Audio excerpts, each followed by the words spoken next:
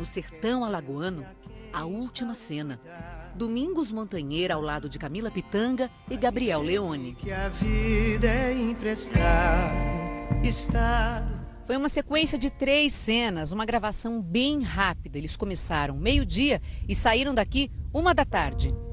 Para o casal protagonista da novela, era o fim das gravações externas na região. Foram meses de contato com o velho Chico, pertinho de paisagens deslumbrantes. Domingos e Camila queriam se despedir do Rio. Assim que as câmeras foram desligadas, partiram para a estrada. Destino, Canindé de São Francisco, Sergipe, onde a equipe estava hospedada. A foto tirada na saída do hotel mostra a Camila de vestido, Domingos de bermuda e camiseta. Foi feita pouco antes deles entrarem na água. O motorista que estava com os 2 atores preferiu não dar entrevista, mas conversou com a gente por telefone e deu detalhes do que aconteceu naquele dia. Ele disse que trouxe Domingos Montanheira e Camila Pitanga para cá, estacionou o carro bem aqui e todos desceram por aquela rampa. Chegaram a uma região conhecida como Prainha. O motorista contou que se ofereceu para perguntar aos moradores qual era o local mais seguro para entrar no rio. O motorista ficou na areia observando os atores. Ele disse que a Camila e o Domingos foram até a pedra, onde estão aquelas pessoas, mergulharam, nadaram por apenas alguns metros e começaram a ser puxados pela correnteza. Eles foram arrastados até aquelas pedras que estão lá atrás. Camila conseguiu se agarrar em uma pedra, Domingos não. Quer dizer, eu não vou conseguir, Camila, eu estou cansando, e nadava e não conseguia. Ela me narra que tentou ainda ajudá-lo, gritando, mandando ele se acalmar. A Gabriela, que estava trabalhando neste bar a 500 metros de distância, ouviu. Como eu tenho o número do rapaz do Corpo de Bombeiros, aí eu liguei imediatamente para ele, para o Gleidson. Por volta das 13h56, o bombeiro civil Gleidson mandou o primeiro áudio dizendo que tinha alguém se afogando. Pessoal, ligaram para mim agora da beira do rio, aqui da prainha agora aqui, pedindo ajuda para me salvar um cara que estava morrendo afogado. O motorista correu para a estrada pedir ajuda, parando os carros que passavam, bem perto do bar de Gabriela. Olha o Santos da novela que está se afogando. A gente precisa de socorro. Ela ligou de novo para o bombeiro. Informação da pessoa ligou para mim, ó, que a pessoa que se afogou lá é o Santos da novela. Júnior estava perto e pulou na água. Eu vi ela desesperada na pedra, né? Aí depois eu saí andando por cima pra ver se eu encontrava ele, mas nada, né? O bombeiro Gleidson chegou cerca de 15 minutos depois dos primeiros pedidos de socorro. Domingos Montanher já estava desaparecido. Nestas imagens dá para ver o desespero de Camila Pitanga nas pedras. Barcos, helicópteros e mergulhadores começaram as buscas. A atriz acompanhou os primeiros trabalhos. 6h, mais de 4 horas depois, o corpo de Domingos foi localizado a 18 metros de profundidade. O bombeiro mergulhador Sinério foi quem o encontrou. Nós topamos em 2 pedras e aí ele estava entre as 2 pedras.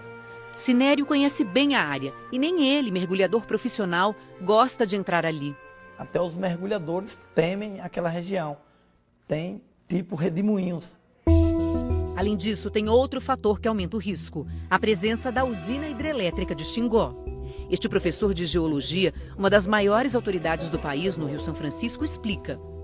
A hidrelétrica de Xingó se comporta como sendo uma nova nascente do Rio São Francisco. O rio, as águas que saem da barragem saem com muita força e, consequentemente, também aumenta o círculo das águas, os redemoinhos que levam para baixo.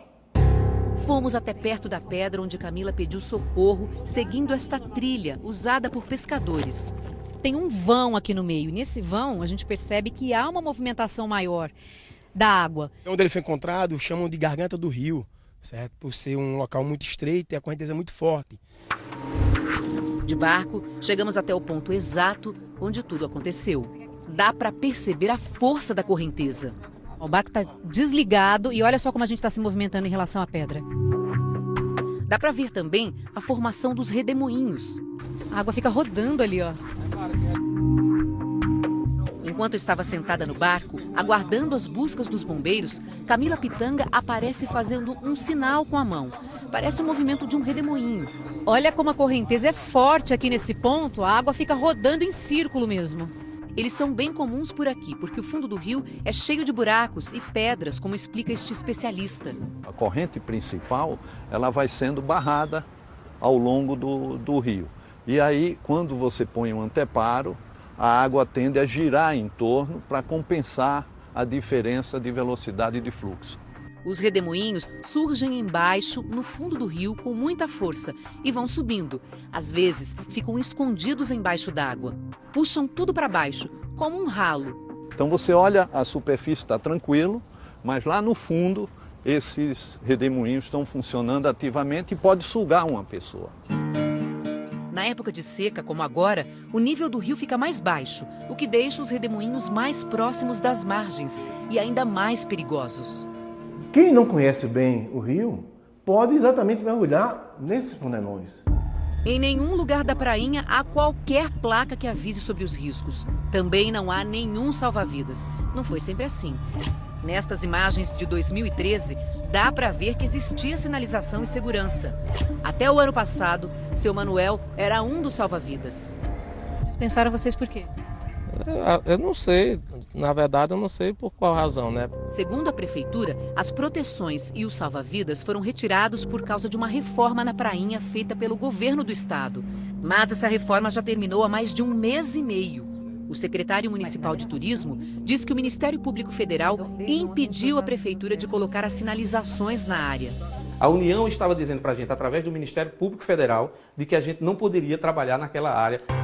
A procuradora do Ministério Público Federal, responsável pelo caso, nega. Diz que apenas recomendou a regularização da área que estava sendo usada sem autorização, mas que em nenhum momento proibiu a sinalização do local ou a contratação de salva-vidas.